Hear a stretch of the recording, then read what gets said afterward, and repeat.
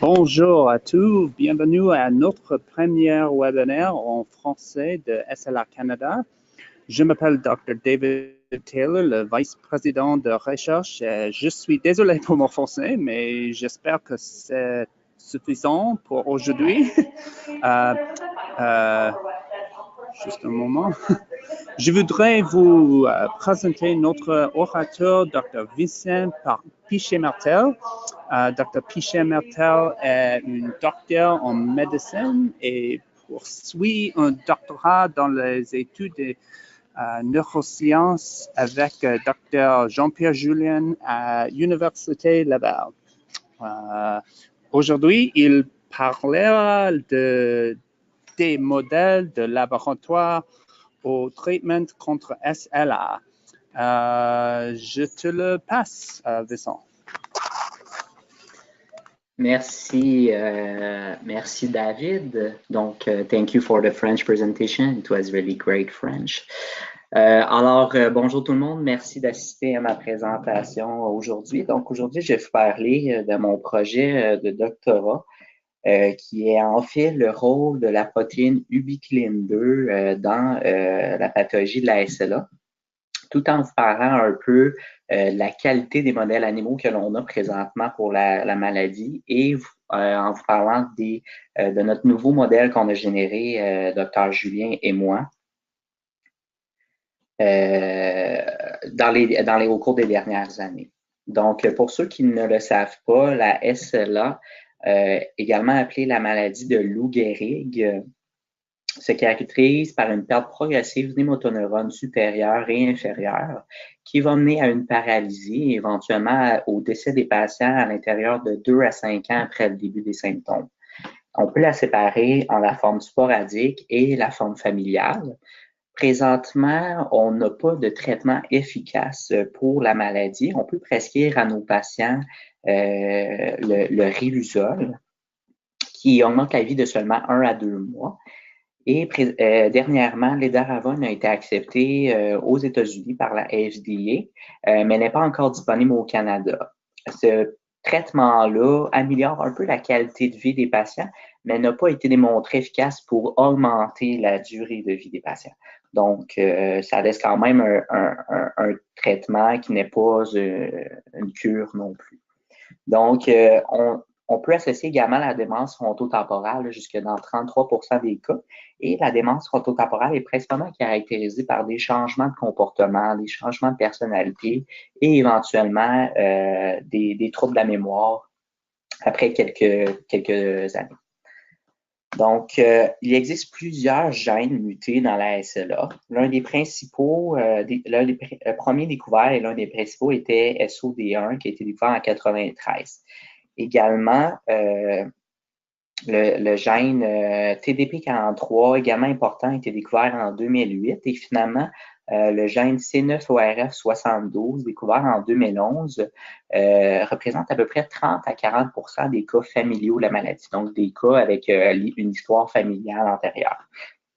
Finalement, le gène ubiquiline 2 a été découvert en 2011 également. Il n'est pas très fréquent comme mutation. C'est assez rare d'avoir une mutation dans l'ubiquiline 2, mais la protéine en tant que telle est impliquée dans presque tous les cas de la maladie. Donc, elle a un rôle très important dans la pathologie.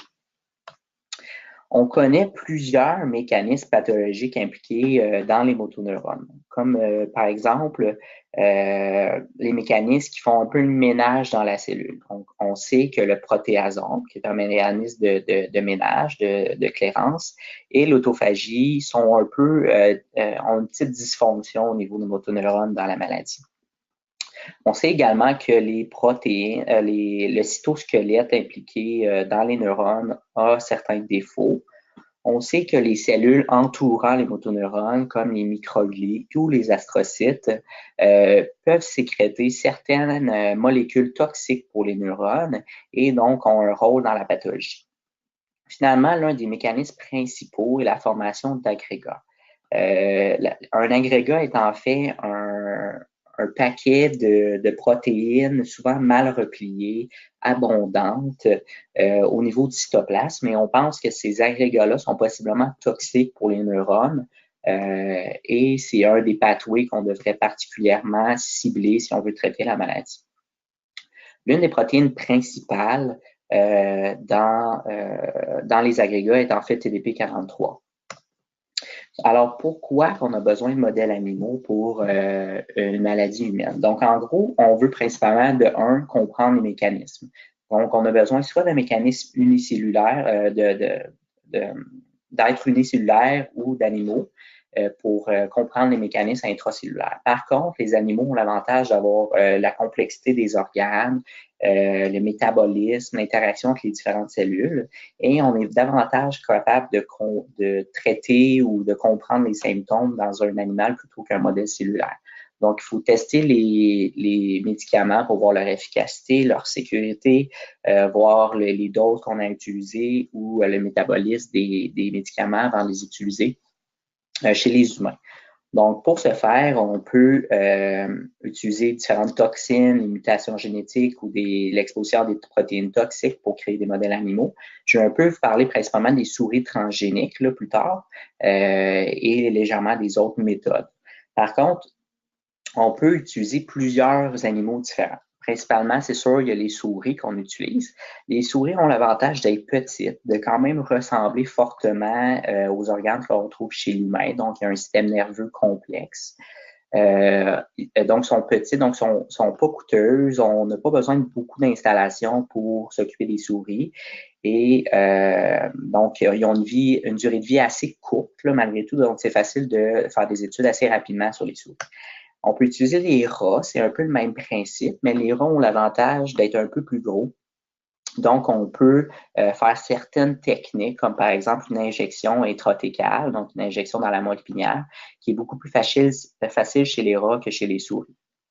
On peut utiliser les singes. Les singes, c'est certainement l'animal qui ressemble le plus à l'humain, mais ça peut être un peu dangereux de travailler avec des singes, premièrement, parce qu'ils ont certaines maladies qui sont transmissibles à l'humain. Donc, en certaines situations, on peut attraper des maladies des singes. De plus, ils sont très chers. Il faut des grosses installations, des gros laboratoires pour travailler avec des singes, donc c'est très peu utilisé au Canada. Finalement, il y a les drosophiles, les zebrafish, les nématodes, qui sont tous des petits animaux qui sont utilisés pour la fonction génétique principalement. Donc, on peut facilement faire des analyses génétiques ou tester plusieurs thérapies en même temps. Donc, à l'intérieur d'une journée, on peut faire plusieurs thérapies et voir laquelle pourrait être efficace dans tout ça. De plus, le nématode a l'avantage d'être transparent. Donc, on peut mettre certaines couleurs sur des protéines et pouvoir les suivre à travers le temps à l'intérieur des nématodes. On peut utiliser également des levures, des grenouilles, des cochons, des chiens, des chats.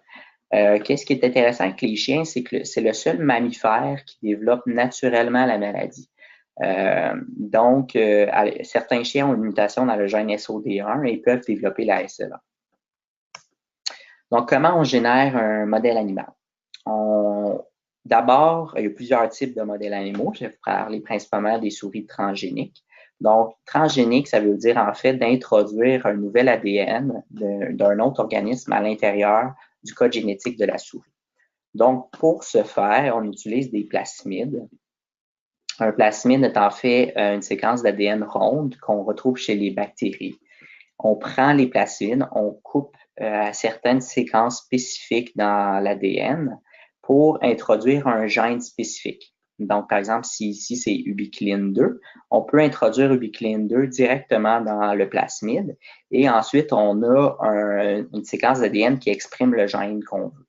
On peut ensuite injecter ce plasmide-là à l'intérieur de fertiliser. Donc, on prend les œufs d'une souris qui est enceinte, donc qui sont fertilisés.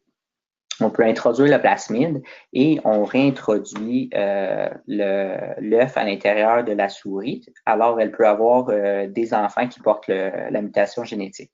Finalement, on croise ces enfants-là avec d'autres souris pour avoir une lignée de souris identiques. On peut également faire des souris knock-out. Ça veut dire qu'on élimine l'expression d'un gène. Donc, à la place d'en introduire un nouveau, on élimine l'expression, par exemple, du gène ubiquiline qui est déjà présent dans la souris. C'est un peu le même principe que les souris transgéniques, mais le but est différent. On peut également utiliser des virus. Donc, on peut introduire le plasmide dans un virus et infecter une souris avec ce virus-là pour que le gène soit exprimé dans toutes les cellules ou des cellules spécifiques de la souris. Finalement, on peut utiliser des toxines. Par exemple, il y a la toxine MPTP qui est utilisée pour la maladie de Parkinson. C'est quand même une histoire intéressante parce que le MPTP a été découvert en fait par un étudiant de chimie dans les années 70, en 1976. Cet étudiant de chimie-là a voulu faire une drogue illégale, mais a en fait créé du MPTP et a donné le Parkinson à plusieurs personnes aux États-Unis. Donc, on s'est rendu compte que le MPTP pouvait être utilisé pour créer le Parkinson dans des modèles de souris. Donc, on l'utilise encore aujourd'hui comme modèle de Parkinson. Donc, comme il y a beaucoup de modèles animaux dans la SLA présentement, j'ai fait une petite revue de la littérature en 2016 avec Dr. Julien et Dr. Dupré pour essayer d'avoir un peu une vision critique de ces modèles-là, d'exprimer pourquoi ils sont bons et pourquoi certains modèles sont un peu moins bons pour mimer la maladie. Donc, premièrement, il y a les modèles SOD1, donc avec mutation dans le gène SOD1, qui sont certainement les modèles qu'on utilise le plus en recherche pour la SLA. Le modèle le plus utilisé est le SOD1 G93A, qui est en fait la mutation qui s'appelle comme ça. Ces souris-là développent une perte de motoneurones, tout comme on retrouve chez les humains, une agrégation de SOD, une perte des jonctions entre les muscles et les nerfs. Donc, toutes des choses qu'on retrouve chez les humains. Ils deviennent paralysés et meurent de la maladie. Donc, les souricides ont beaucoup de caractéristiques qu'on retrouve chez les humains. Ils sont très bonnes pour ça, pour mimer cette partie-là. Par contre, elles ont le défaut de ne pas mimer toute la pathologie qu'on retrouve chez l'humain. Pourquoi? Parce que les souris SOD représentent juste les cas de SOD. Donc, les cas de SOD sont à peu près 5% des cas au total, parce que tous les autres cas n'ont pas de pathologie SOD dans les neurones, mais ont plutôt une pathologie TDP43. Donc, les souris SOD ne sont pas bonnes pour mimer la pathologie TDP43, donc ils ne sont pas excellentes pour mimer tous les cas de la maladie. D'ailleurs, on a testé plusieurs avenues thérapeutiques sur les souris SOD, mais la majorité, c'est pas tous les essais cliniques ont échoué pour traiter la maladie. Donc, ça mène quand même à beaucoup de questions à savoir est-ce que les souris SOD sont vraiment bons pour mimer la maladie? Ils sont certainement excellents pour mimer la maladie SOD, mais pas les autres cas. Donc, sinon, ça nous a mené à les souris TDP, aux souris TDP43. Donc, il y a plusieurs souris TDP43 dans la littérature. La majorité d'entre elles développent une pathologie à un très jeune âge et meurent à un très jeune âge. Aux alentours de 4 à 8 semaines, donc au moins de 2 mois d'âge, les souris décèdent. C'est pas ce qu'on retrouve chez les humains qui ont plutôt une maladie plus âgée, donc autour de 50 à 60 ans, bien qu'il y ait beaucoup de variations. Et la majorité de ces modèles-là n'ont pas de perte du motoneurone et n'ont pas de forte inclusion de TDP43. Et a posteriori, on sait que ces souris-là meurent possiblement d'une maladie gastro-intestinale plus que vraiment d'une SLA. Donc, ce n'est pas les meilleurs modèles. Dans notre laboratoire, on a généré 3 modèles différents avec différentes mutations. Nos modèles ont l'avantage de développer une maladie reliée à l'âge. Donc, ils développent des troubles moteurs, des faiblesses autour de 10 mois d'âge, donc ce qui est à peu près la moitié de vie d'une souris. Et ont une forte agrégation de TDP43, ont une baisse dans la taille des axones au niveau des neurones, des nerfs moteurs, mais ne deviennent pas paralysés, ne meurent pas de la maladie. Donc, ce n'est pas un modèle parfait, bien qu'il y ait plusieurs caractéristiques vraiment intéressantes dans nos modèles de TDP43. Il y a également plusieurs modèles, comme les modèles en gène C9ORF72. Ces modèles-là ont été développés dans les dernières années, dont un, je crois, à la fin de l'année 2015. Ce modèle-là a plusieurs caractéristiques intéressantes, comme une perte des jonctions monomusculaires, une perte des axones, tout ce qu'on retrouve chez l'humain, mais ont une pathologie intracellulaire qui est assez spécifique aux mutations C9orf72. Les foci RNA et les DPR, on ne retrouve pas particulièrement ça dans les autres cas de la maladie. Donc, encore une fois, ça mime plus les cas spécifiques au C9orf. Pour ce qui est des animaux avec mutation dans le gène FOS, encore une fois, l'un des problèmes des mutations FOS, c'est le fait qu'ils ont une maladie à un très jeune âge. Donc, ils meurent là, en bas de 3 mois d'âge. Donc, c'est pas une maladie reliée à l'âge et n'ont pas franchement d'inclusion SOD ou n'ont pas franchement de perte de motoneurones. Donc, ce n'est pas des modèles parfaits non plus. Plus récemment, il y a quelques modèles Ubiquilin-2 qui ont été faits. L'un des principaux et le plus intéressant d'entre eux est un modèle publié en 2016 par une l'équipe de NAT aux États-Unis. Ce modèle-là développe une paralysie, meurt de la maladie, ont une atrophie musculaire et des agrégats de TDP43. Donc, c'est toutes les caractéristiques primordiales. Par contre, elles ont beaucoup de variations entre les souris. C'est décrit qu'à peu près seulement 10 à 20% des souris deviennent en fait paralysées et meurent de la maladie. Donc, on peut présentement expliquer pourquoi un faible pourcentage comme ça ont en fait une pathologie, mais les autres n'en ont pas.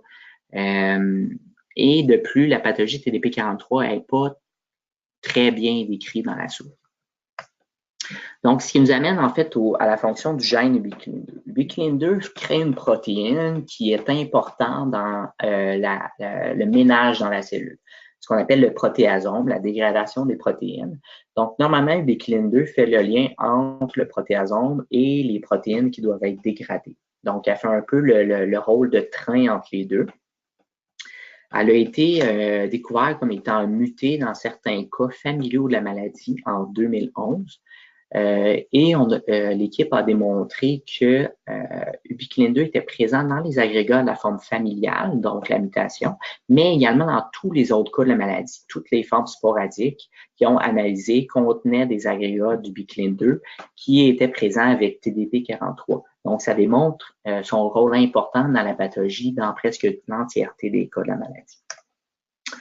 En 2015, Jean-Pierre et moi avons démontré que quand on surexprime la protéine ubiquilin-2 dans des neurones, on est capable d'induire une pathologie TDP43. Donc, comme je vous ai dit plus tôt, TDP43 est normalement dans le noyau, mais va dans le cytoplasme sous forme d'agrégats toxiques. Donc, on a démontré, là, on peut voir les petits points un peu partout ici dans les images qui sont des agrégats. On a démontré que quand on surexprime ubiquilin-2, on crée ces agrégats-là et on pense que c'est possiblement toxique pour les neurones et que ça crée une mort de motoneurones. Donc, face à ces résultats-là, on a décidé de créer un nouveau modèle de souris avec une mutation dans ubiquilin-2 et dans TDP43 pour améliorer notre modèle de TDP43 et avoir un meilleur modèle pour étudier les différentes thérapies que l'on a. Donc, on a créé, comme j'ai dit plus tôt, un plasmide avec mutation ubiquilin-2 qu'on a injecté dans des souris pour finalement avoir des souris transgéniques ubiquilin-2 qu'on a croisées avec les souris transgéniques TDP43. Donc, ça a créé des souris double transgéniques. Donc, les souris avec les deux mutations, jusqu'à la fin de la présentation, je vais les appeler les souris double transgéniques. Donc, je vais vous parler un peu des différentes étapes. Une fois qu'on génère un nouveau modèle animal, il faut s'assurer que ce modèle est bon. Donc, il y a différentes étapes.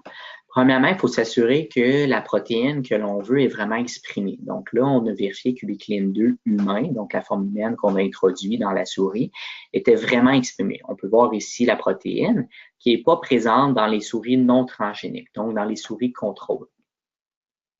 Et on a remarqué que le niveau d'ubiquilin-2 était en fait à 20% le niveau d'ubiquilin-2 de souris. Donc, quand on additionne les deux formes de ubiquilin-2, on a un total d'à peu près 120% du niveau d'ubiquilin-2 normal. C'est un résultat intéressant parce qu'on a également regardé le niveau d'ubiquilin-2 chez les humains, donc dans les cas sporadiques. Et on a vu que le niveau d'ubiquilin-2 était en fait présent à 135%, donc une augmentation d'à peu près 135% dans la forme sporadique.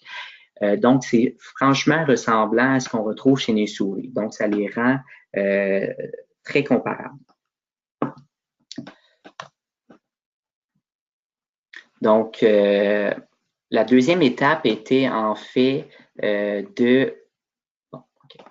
d'analyser la pathologie TDP43 dans nos souris. Donc, on a extrait les protéines de la moelle épinière ainsi que du cerveau de nos souris et on a séparé la forme cytoplasmique de la forme nucléaire. Donc, on peut analyser la pathologie TDP43 au niveau du cytoplasme. Donc, on a remarqué que dans les souris double transgéniques, il y avait une augmentation du niveau de TDP43 dans le cytoplasme. Ici, on voit les bandes qui sont plus fortes que dans les autres souris. Donc, tant dans le cerveau que dans la moelle épinière. Donc, on avait une pathologie TDP43 dans nos souris double transgéniques. Il fallait également s'assurer que la pathologie TDP43 formait des agrégats. Donc, on a fait des immunofluorescences, on a regardé si Uclin2 co-localisait avec TDP43 et on a vu qu'en fait, c'est ça, ça formait des agrégats dans les neurones moteurs au niveau de la moelle épinière. Donc, ça confirmait que quand on surexprimait Uclin2, on induisait une pathologie TDP43 sous forme d'agrégats. La troisième étape était en fait de s'assurer que nos souris avaient une perte de motoneurones, avaient une atrophie musculaire et une dégénérescence au niveau des nerfs moteurs. Donc, on a vu que ici, en utilisant un anticorps spécifique, on peut voir ici, dans la moelle épinière, qu'il y a moins de petits points verts qui représentent les motoneurones lorsqu'on les compte. Donc, il y avait une perte de motoneurones dans nos souris double transgéniques. Et ça, c'était associé à une atrophie des muscles. On peut voir que les fibres sont beaucoup plus petites que dans les souris contrôle. Et il y avait également une perte du calibre des nerfs. Donc, on peut voir qu'ils sont beaucoup plus petits comparés au contrôle. La quatrième étape était en fait de s'assurer que nos souris avaient des faiblesses, avaient un phénotype moteur. Donc, on a utilisé différents tests. Le premier test était le catwalk. Donc, c'est simple. On met une souris dans un corridor et on mesure le temps. En fait, on mesure les pas que la souris fait lorsqu'elle marche d'un bout du corridor à l'autre. Donc, on peut mesurer le stride left, la taille des pas, ou la base de support des souris, donc la largeur des pas. On a vu qu'il y avait une diminution au niveau de la taille des pas et au niveau de la largeur des pas, tant à l'âge de 12 mois, mais c'était plus impressionnant à l'âge de 18 mois. Donc, une évolution dans le temps et une maladie reliée à l'âge. On a vu également en utilisant le test du Rotarod, qui est un test qu'on fait juste mettre la souris sur un poteau qui tourne et on mesure le temps que la souris prend avant de tomber du poteau. Et on a vu dans nos souris qu'il y avait une différence entre les souris transgéniques et les souris non transgéniques entre 33 et 45 semaines. On n'a pas vu de grosses différences le reste du temps, probablement parce que nos souris non transgéniques sont trop lourdes et tombent rapidement du Rotarod. En fait, ils ont beaucoup de gras, ils n'ont pas d'atrophie musculaire, donc ils tombent du Rotarod parce qu'ils sont un peu paresseuses. Donc, ça fausse un peu nos résultats. Donc, pour confirmer quand même le phénotype moteur de nos souris, on a utilisé également le pole test, qui est un autre test qu'on fait juste mettre la souris sur un poteau. J'essaie de partir la vidéo, désolé, ça ne marche pas. Donc, on fait juste mettre la souris sur un poteau. On mesure le temps que la souris prend pour descendre le poteau.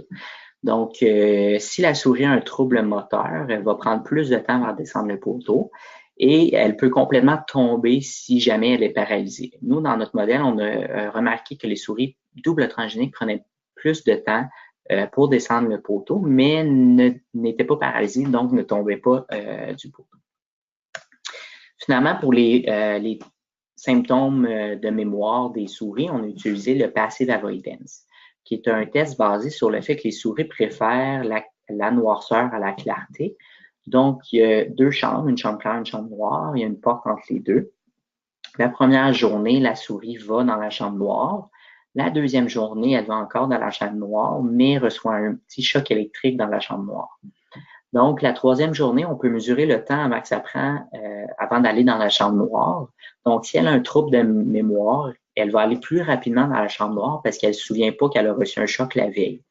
Donc, on a remarqué que dans nos souris, les doubles transgéniques prenaient beaucoup moins de temps avant d'aller dans la chambre noire, aux alentours de 1 minute à 1 minute et demie avant d'aller dans la chambre noire, comparativement à 5 minutes pour les souris contrôle. Donc, ça démontrait que les souris ont un trouble de mémoire puisqu'ils ne se rappellent pas du choc. Finalement, on a identifié qu'il y avait bel et bien de l'inflammation dans nos souris, un peu ce qu'on retrouve chez les humains, donc une activation des microgliés, des astrocytes, comme j'ai dit plus tôt, comme on peut voir ici. La dernière étape, finalement, du projet était enfin d'essayer d'expliquer le mécanisme qui sous-tend cette pathologie-là. Donc, comme j'ai dit plus tôt, ubiquitin-2 fait le rôle entre les protéines qui doivent être dégradées ici en noir et le protéasome. Donc, une protéine qui doit être dégradée se fait en fait liée à des protéines qu'on appelle ubiquitines. Donc, elle va lier 4 ubiquitines et ubiquitin-2 va lier ubiquitine puis va les amener jusqu'au protéasome pour qu'ils soient enlevés de la cellule.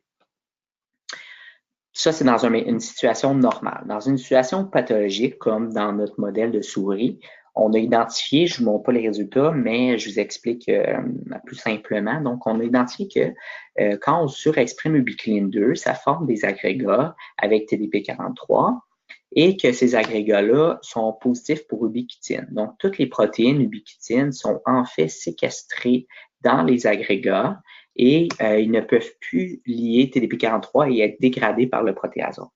On a d'ailleurs démontré que si on surexprime ubiquitine, on augmente son niveau d'expression, on est capable de réduire la quantité de TDP43 et la quantité d'agrégats de TDP43. Donc, c'est certainement un mécanisme qui pourrait être ciblé pour une future avenue thérapeutique parce qu'on a simplement à soit augmenter le niveau d'ubiquitine ou réduire le niveau d'ubiquiline pour favoriser la clairance du protéasome et favoriser la diminution du niveau de TDP43. Donc, en conclusion, notre modèle développe plusieurs trouvailles classiques de la maladie comme un déficit moteur, une perte de motoneurones, une atrophie musculaire, une pathologie TDP43, une maladie reliée à l'âge et des déficits cognitifs de mémoire. Donc, notre modèle pourrait certainement être utilisé pour développer des avenues thérapeutiques futures. Donc, lorsqu'on a créé un modèle, on a identifié un mécanisme clé dans la pathologie, on peut essayer d'utiliser différentes techniques génétiques pour diminuer cette toxicité-là.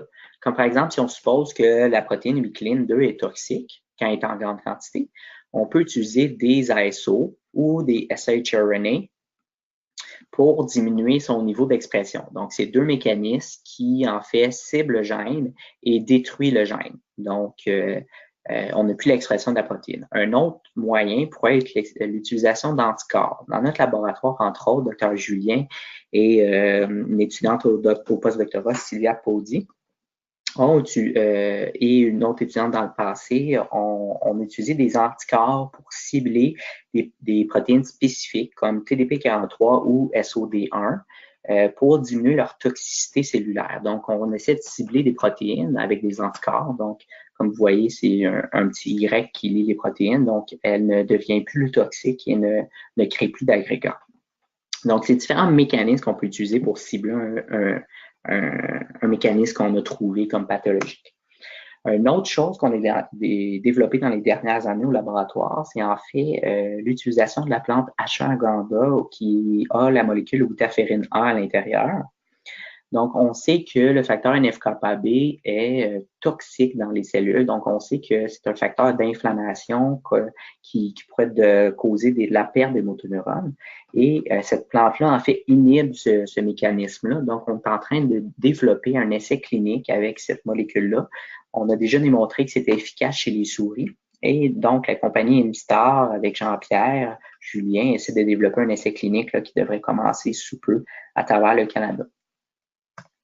Donc, j'aimerais remercier Jean-Pierre pour sa supervision ainsi que Dr. Dupré et nos collaborateurs, entre autres Dr. Chris. J'aimerais remercier, bien sûr, SLA Canada pour cette opportunité et les IRSC pour ma bourse doctorale que j'ai obtenue dans les dernières années. Donc, merci. Si vous avez des questions, n'hésitez pas à les poser. Merci beaucoup, Vincent. Question à quelqu'un? J'ai une question. J'essaie la même question qu'avant en anglais. Il y a maintenant beaucoup de différents modèles de souris SLA disponibles et de nombreux gènes associés à la maladie qui nous aident à comprendre. Selon vos apprentissages, pensez-vous que chacune des formes génétiques est différente avec le même résultat ou est-ce qu'elle indique un mécanisme commun de traitement? Merci pour la question.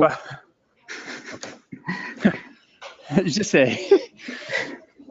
Merci pour la question, David. Je sais que ça fait beaucoup d'efforts de le faire en français. En effet, comme j'ai expliqué tantôt, je pense qu'il y a quand même un lien entre chacune des mutations, chacun des mécanismes. Après tout, ça mène un peu tous ces mécanismes-là mènent un peu à la même pathologie. On peut prendre l'exemple justement du cline et TDP. Il y a certainement une interaction. On a démontré dans les dernières années qu'il y avait certainement une interaction entre ces deux mécanismes et ces deux mutations-là. C'est pas les seuls exemples. On sait que TDP43 et FOS ont fortement les mêmes mécanismes. Il peut y avoir une mutation dans l'un ou dans l'autre. Ça cause un peu le même genre de pathologie intracellulaire. On pense que SOD1, dans certains cas, pourrait être impliqué malgré tout dans d'autres cas comme avec TDP43. On sait, par exemple, d'autres mutations que j'ai pas parlé, le P62 qui est impliqué dans les mécanismes de clairance ou optinurine. C'est tout un peu des causes génétiques qui mènent à la même pathologie. Donc, je pense qu'il y a quand même un gros lien entre chaque mutation et qu'il faut probablement essayer de cibler un peu tous ces mécanismes-là à la fois pour réussir à traiter la maladie. Je pense pas qu'on réussisse à traiter la maladie en ciblant un seul mécanisme, mais qu'il faut combiner des traitements pour réussir à traiter la maladie. Et d'ailleurs, il n'y a pas beaucoup d'études pour l'instant, tant au niveau chez les humains qu'animal qui combinent ces différents mécanismes-là. Donc, c'est une chose qu'on devrait faire dans le futur. Merci. Merci. Pas de questions, mais merci d'être ici, Vincent, et merci pour vos patience avec mon français, et merci à tous pour votre présence et bonne journée. Merci. Donc, je vais le redire comme tantôt, si jamais vous avez des questions, mon adresse email est au début de la présentation, donc n'hésitez pas à m'écrire. Merci. Parfait. Merci, Vincent. Au revoir.